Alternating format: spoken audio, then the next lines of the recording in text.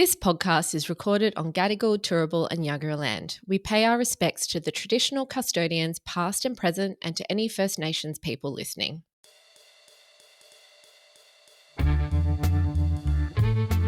Hello and welcome back to the Brand Odyssey podcast, our podcast about design, branding and the creative universe, brought to you by Sydney Design Agency, 3 blocks left.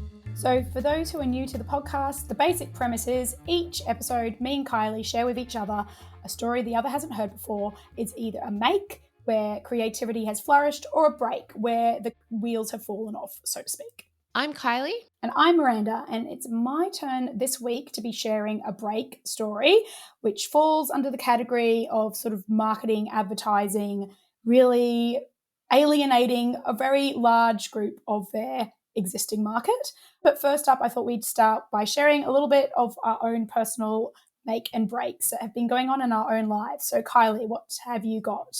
Okay, I have a little break story for you. You know, nothing too tragic, but also it depends on glass half full, glass half empty perspective. So I'm a full glass. I swing wildly. Do you? I recently have been thinking I need to hang more artwork up in my house. I've got loads of art and a lot of it is framed. And I don't know, for whatever reason, I just haven't got around to hanging it. Don't feel bad. I am the same. I've got like a whole level in my storage cupboard of framed prints, but some I don't really like anymore. Like that's the problem. And it's like finding the right place. If anything, they're always going to sit there and I've got ideas for new things. So it is hard to get a print on the wall. A Pandora's box. Mm-hmm. So I thought to myself, I'm going to just get some of those 3M things, those, removable ones. They don't work. So I found out. Yeah. But what I thought, I just used them for the afternoon just to kind of figure out where I wanted everything to go. And then I'll get someone in to come and drill the holes and do it properly. But I was like, I just want to kind of get the placement up. Yeah. And I thought that they might hold for a few hours. Negative. Yeah, honestly, within about 8 minutes. It's actually a longer tail than that. It's a double whammy. So within about 8 minutes, one of them, like a big one, had like crashed down, glass everywhere, annoying. So that's one make.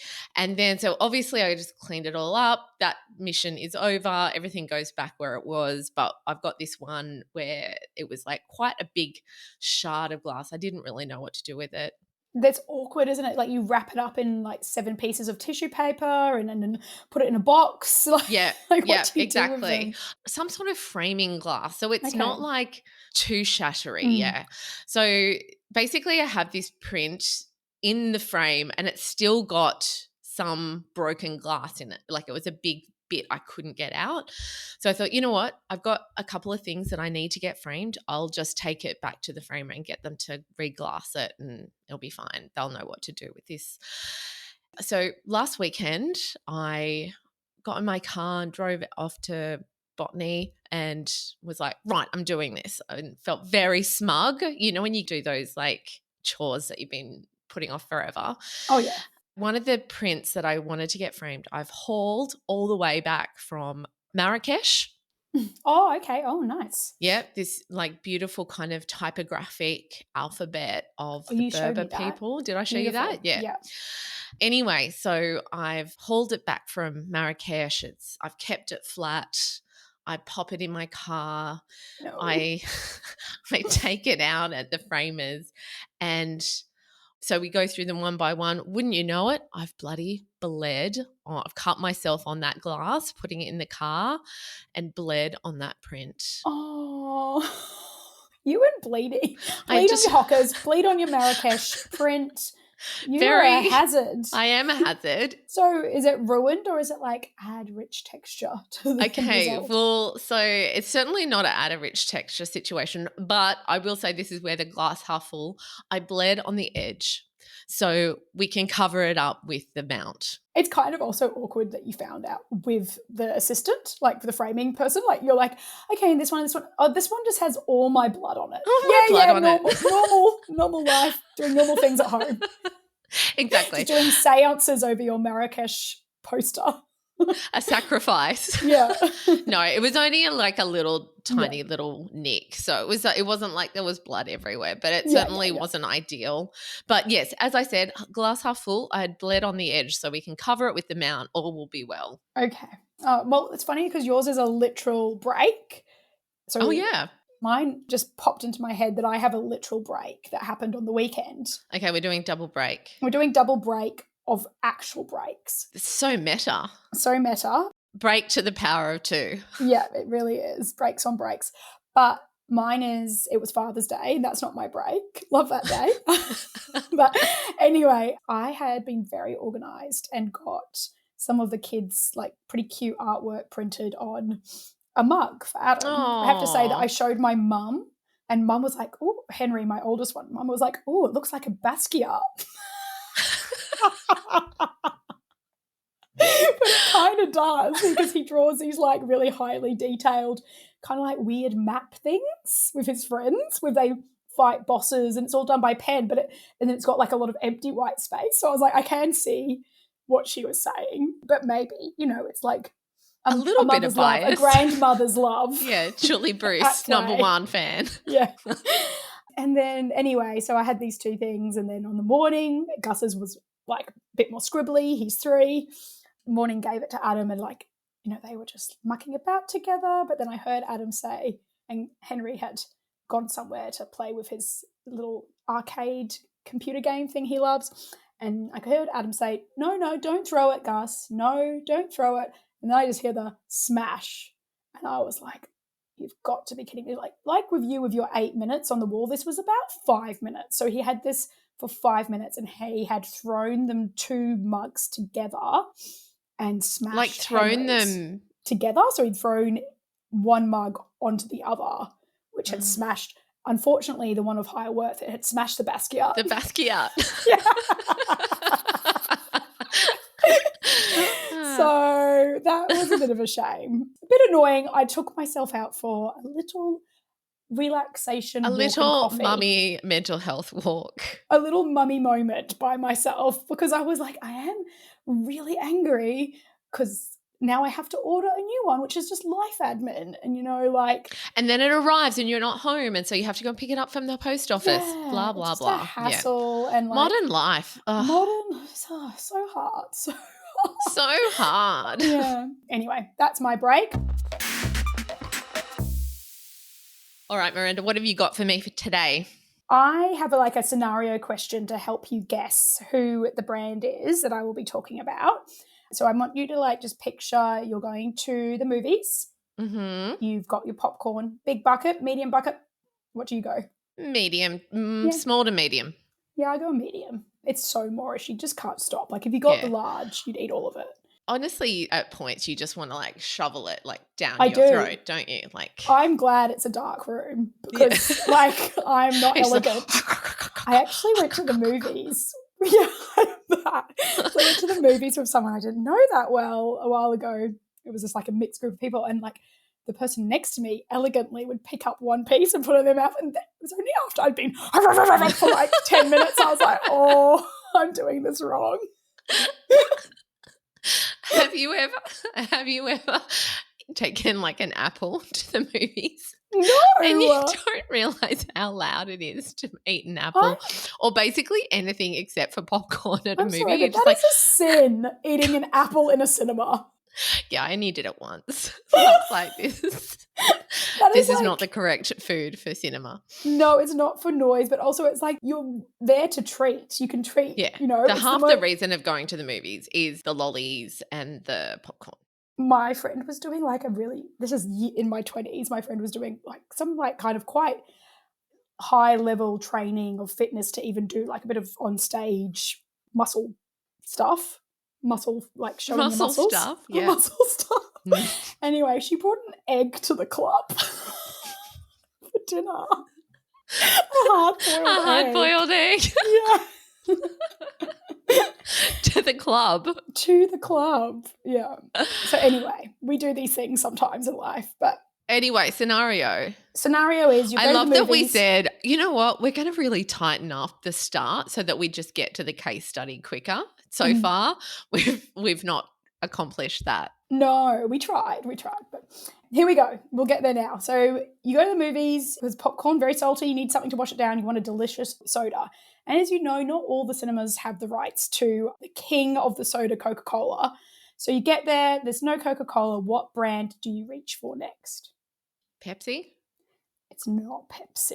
Like, that is the logical choice, but no, it's not Pepsi. It's not Coca-Cola. I'll let you have one more guess and then I'm just going to tell you because you're not going to guess. It's in America. Okay. Oh, you're also in America. Let's just say that. Okay. Sprite or Fanta? No, it's Dr. Pepper. Oh, okay. Of course. I should have got that with the America thing. Pepsi it was kind of tricking you. I was kind of, because of course you're going to say Pepsi. Kendall Jenner, all the logo redesign. Yeah, so they have That's also been on my radar. Future content for Pepsi break stories. That's where I thought we were headed. But this one's a bit more underground. I had to dig further on the internet to get this story. Did you know that Dr. Pepper is actually not a cola? I kind of always thought it was a cola, just Coca-Cola option. I would have just thought it was like a cinnamon Coca-Cola, like a bit medicinal even. Yeah. I mean, I must have had a Dr. Pepper at some point. I was going to say I didn't actually do my research well enough and I haven't gone and bought a can and tried it, but I'll have to do that in hindsight. But it's often described as a unique blend of 23 different flavors, including vanilla, cherry, almond, and of course, pepper. And I was like, that actually makes it sound quite delicious to me. I thought it was cinnamon. When you think about it, do you know what Coke is? It's just a weird taste, isn't it? Yeah. So Coke is apparently citrus. I wouldn't say that was a citrusy drink, would you? No. But I think in my research into the big soda industry, so the soda boom. Big soda boom happened in the late 1800s in America. Back then it was like pharmacies that would make them and they would sort of just mixing essential oil extracts. Know that. I did know that. I didn't know. I find that it's so ye olde, isn't it? You can imagine them with their little beakers and anyway. Okay. So back to the story, Dr. Pepper. That's who we're here to talk about. So it's a unique selling point. The great doctor. Great Dr. Pepper. Its unique selling point and key marketing difference is the difference. So different and unique taste, which comes from the 23 flavors. And as far as a marketing standpoint, this is often the lens they use with their marketing. So this sort of key difference is applied to all the, tone of voice and their social media and their campaigns and everything they do. They often come up with activation flavors like coconut or blackberry or pumpkin for Halloween, weird sort of novelty flavors that come up. So they're really all about that flavors and being talking about their 23 flavors and the variety of flavors and blah blah blah. That's what they're USP. Not the normal guys. Yeah. So I guess as well that made me think of when we do brand strategy at 3 Blocks Left for places, we think of a brand idea, which is the sort of overarching sentiment that's usually very short and snappy, maybe 2 words. And that then is a reference point for that organization moving forward when they're coming up. It's like a creative thought starter. And so you don't hear that said that often, but that is essentially what drives the company. It drives their product innovation, what drives the way that they sell and market and operations, everything. So and you know what, this break probably does still fall underneath that, but I think it was slightly forgotten. So this is a break, and just to give a top line overview, a hypothesis, this one falls under the category of sexist marketing campaigns that didn't need to exist and did more brand damage than sales. Okay, I love that category. There's a few of them around. Yeah, it's not as niche as you didn't think. It's not as niche as it should be. And look, this one's light touch, so. Accidentally racist ads. Yeah, too big a category for my liking. Yeah. Also the year is probably too late for my liking in this one, so it's 2011. And what has happened is Dr. Pepper released a new soda to their existing range. And this is a diet soda. And one of its core propositions that they have to market this is the same 23 flavors, but only 10 calories. So that's pretty strong. Yep. So they want to get it out into the world, but there's a twist. They also want it to appeal to men who apparently don't care so much for their physical presentation and would feel shame in doing something so simple, yet apparently so feminine as drinking a diet soft drink. So, question. Mm-hmm. Did they have another diet, Dr. Pepper, that lent towards women, or were they just trying to exclude women from their diet range, which seems like a strange choice? Well, I think they had, Dr. Pepper diet. So okay, so this is a different diet soda. They wanted to grab this male market. So by calling it 10, it doesn't say diet in the obvious way. Yeah, so it's the same as like Coke, creating Coke Zero as opposed to Diet Coke. The products are essentially the same, but they're just marketed differently. I didn't really know that Coke Zero was for men. Yeah, that's the back. I don't know why I know that, but yeah, I think originally it was like that. Have you ever heard of Diet Coke described as a fridge cigarette? I have. I love that so much. It's so bad true. For you. I every now and then will allow myself a little sneaky Diet Coke. What I was going to say is that I'm pretty sure that there was Diet Coke and then they wanted to expand the market, so they created Coke Zero. I don't think it was like overtly marketed. Well, you know where this is going. It is overt. It's going to be overt. I think it's crazy that this comes from an insight. Them doing this comes from an insight, which is not something that they came up with from dust. Like, this is real. No, it's data driven. Yeah. Data driven, that men felt like it was too feminine to buy a diet drink, which I find so silly. The patriarchy hurts us all. It's just so, Men should be allowed to drink diet soda. Exactly. It's even though they should be allowed to destroy their insides just the same as we should be able to. That's justice, isn't it? So anyway, they had this very strong 10-calorie, 23-flavour proposition at their helm to play with, but they decided to ignore all of this and focus on the new girl of men. So I thought we could do like a little quick brainstorm of some ideas they could have come up with for like the whole 10 calories, 23 flavours. So I had like a perfect 10, more flavours than calories. Yep.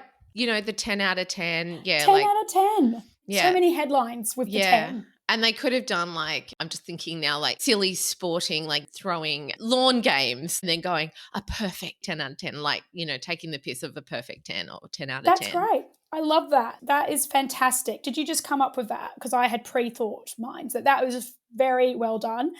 But no, instead they went with Dr. Pepper 10. This is the headline on everything. Dr. Pepper 10 - not for women. Oh, God.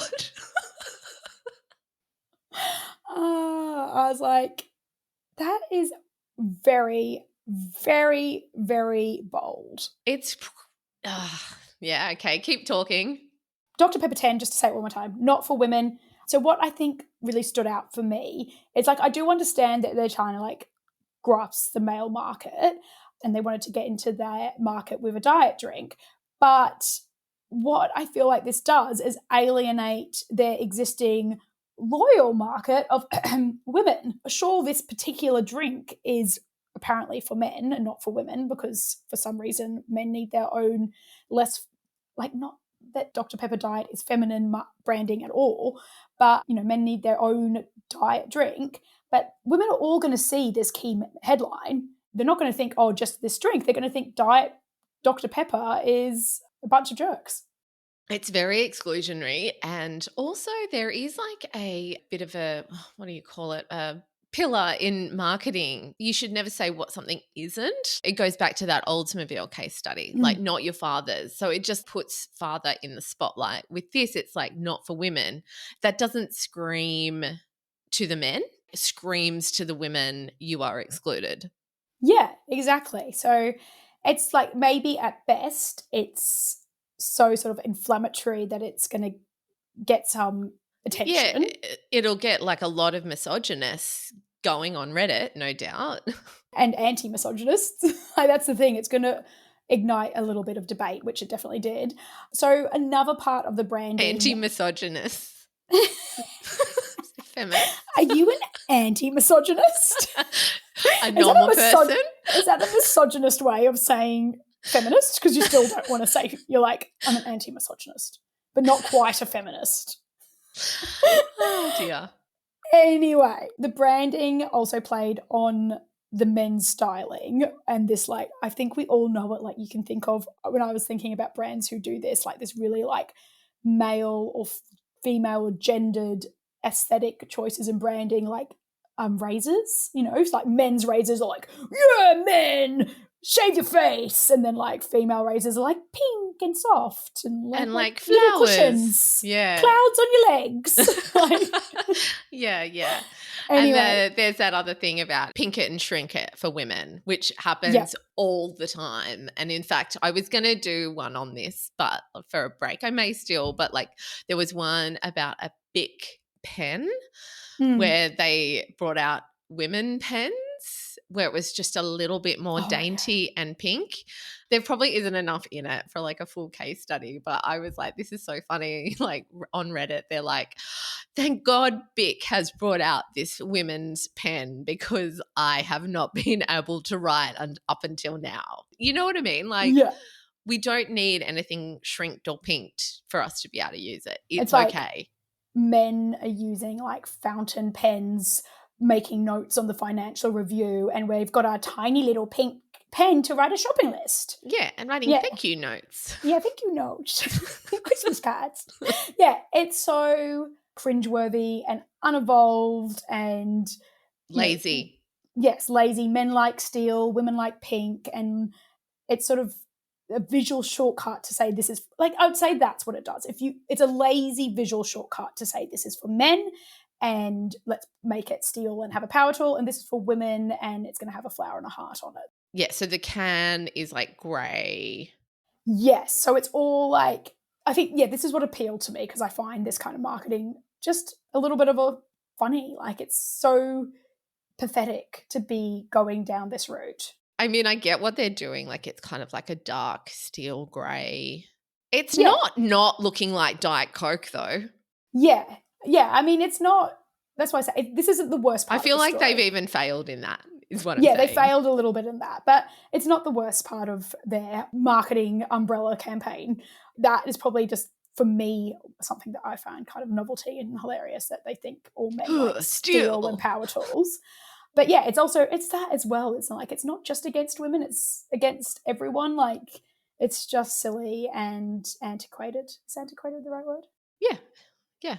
It's a perfect word for it. Like I said, it gets worse. So worse than the headline and the packaging, there was, unfortunately for them, an accompanying ad.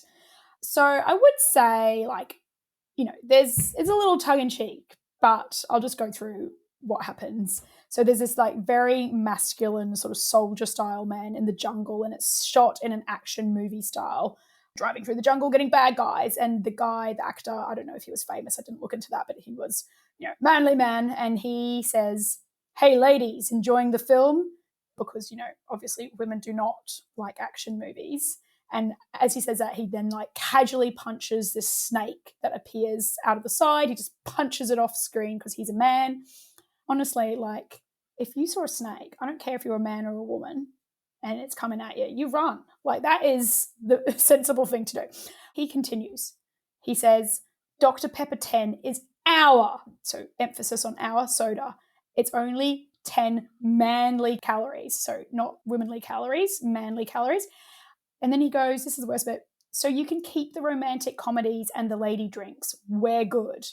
As he gulps from a Dr. Pepper and drives a Jeep into rough terrain. So very bad. Okay, so is it done tongue-in-cheek? It definitely is. Like, I'll just say one more thing that they did. Okay, yeah. So they didn't stop there with the ad. They have, and this is where it, like, I think it solidified to me a little bit more that, like, this is a joke. So they had a man's only Facebook page and group you could join, and key messaging included and was not limited to the manliest tab on Facebook, a lady-free zone of rugged macho hair on your chest awesomeness that is definitely not for women. So you can see, like, that's almost like us being like, a female-orientated tab, man-free zone of pink poodles, fairy dust, and sprinkle high heel lipstick candy. Like, like, it's so over the top. ludicrous and over the top that you can see they're joking. But apparently there was also like this quiz you could take which would give you a score out of 10 for answering questions on your knowledge of action movies and cars. And again, I feel like, oh, okay, now this is a bit of a joke. But like also it's like, again, it's just sort of saying, oh, well, females, whether it's a joke or not, it's reinforcing ideas that like females don't like action movies and they don't like cars because that's manly things. Like, yeah. Well, because I feel like this kind of thing has been done before very well. The two things that spring to mind is that Old Spice ad. Hello, ladies. Look at your man. Now back to me. Now back at your man. Now back to me. Sadly, he isn't me. But if he stopped using lady-scented body wash and switched to Old Spice, he could smell like he's me. Look down. Back up. Where are you? You're on a boat with the man your man could smell like. What's in your hand? Back at me. I have it. It's an oyster with 2 tickets to that thing you love. Look again. The tickets are now diamond. Anything is possible when your man smells like Old Spice and not a lady. I'm on a horse. But I think what they do there is that, like, it's still for the female gaze. Like, it's a man being manly, 100%. The man your man could be. So it's for women.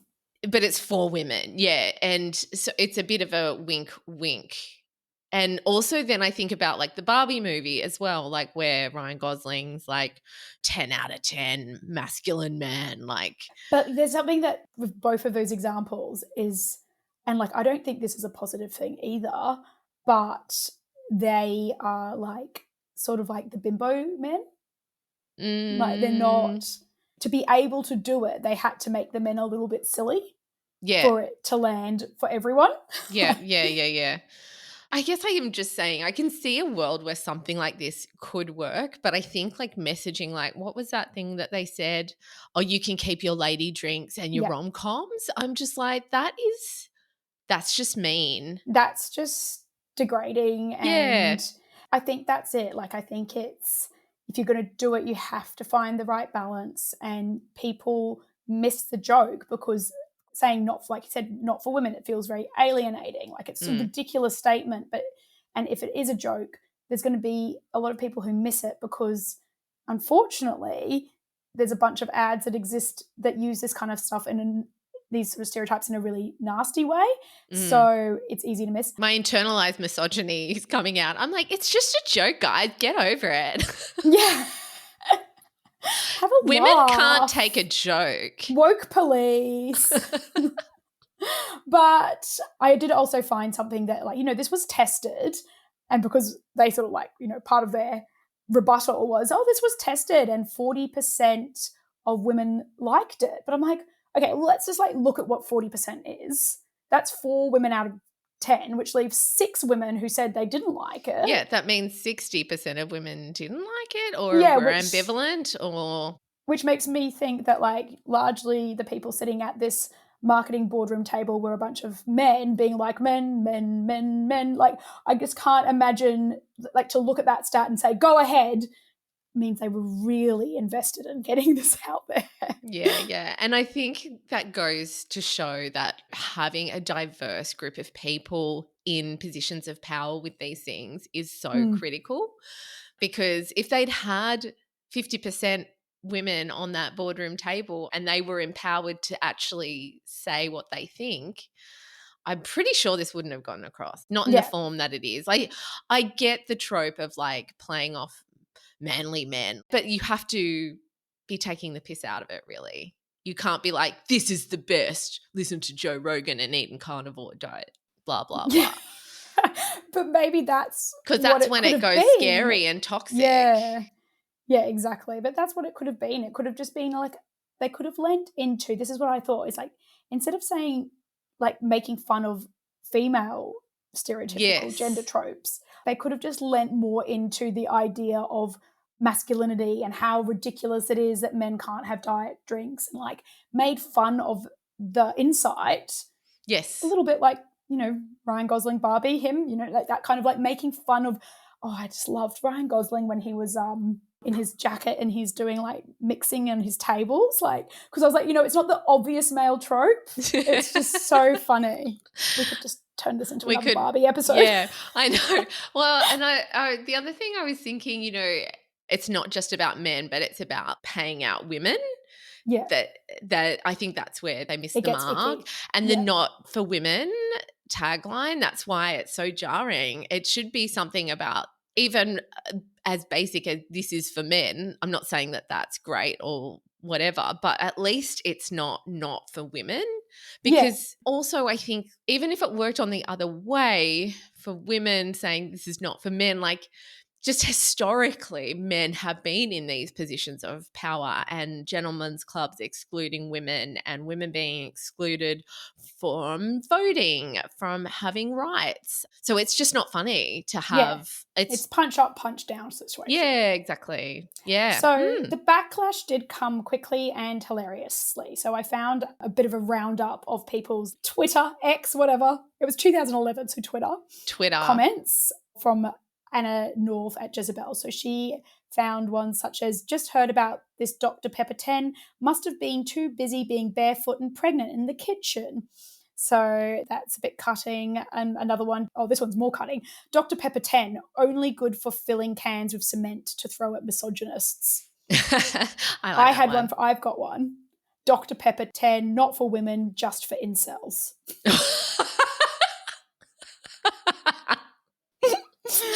That's very good, Miranda. It was good. I thought so. Another one from Jill Pontozzi was, next time, Dr. Pepper, just put genitals on all your beverages. That way we'll know which ones are okay to drink. And I love that because it really shows the silliness of gendered branding for soda. Come on, guys. And then they'd be able to appear on the famous website genitalsornot.com. Yeah, exactly. Yeah, and we would just know what diet drink to choose. We don't want to accidentally choose the wrong one. Oh, gosh. So on a more serious note, and we've touched on this a little bit, but ads existing like this reinforce kind of stereotypes, and that if there's enough of these ads, has an impact on how we view culture in the world. And as I said, I think we know that this one is not the worst of the bunch. In 2019, in the UK, the ASA, which is the Advertising Standards Authority, introduced a ban on adverts featuring harmful gender stereotypes, which I feel like this probably would have fallen under. And, like we said, some people argue it's just a bit of, or even Kylie Hannaford might argue, this is just a bit of harmless fun, guys. For the record, that is not accurate representation of my intention. No, I know, 100%.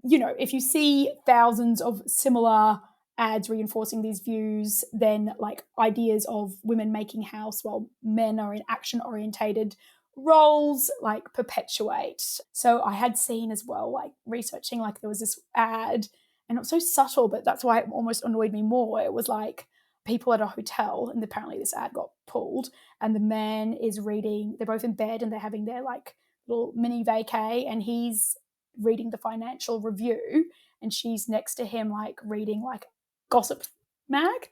And I was like, oh, this is just so irritating. So subtly these things build up. Get reinforced. Yeah. And Australia, they don't have an official ban, but they will pull an ad if it's just outrageous. But I don't think they're as strict, unfortunately. But I think it was 2019, they pulled a very sexist shock horror sports bet ad.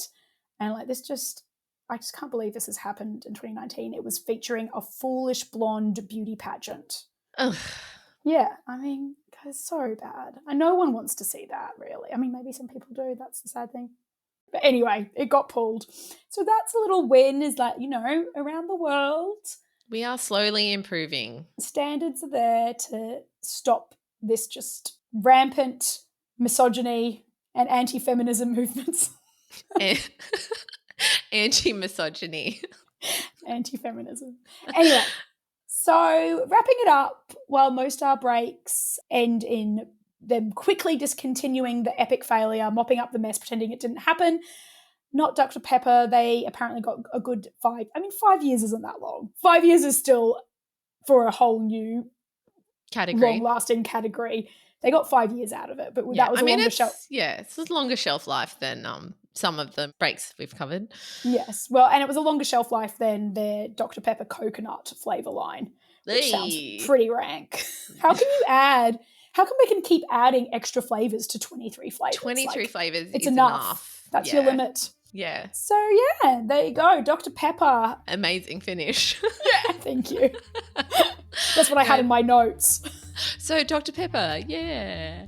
No, that was a great story, Miranda. I hadn't heard of that one before. We are trying to make sure our breaks are a bit more niche, bringing you fresh stories. So, yeah, I hadn't heard that one before. Fresh story straight out of 2011.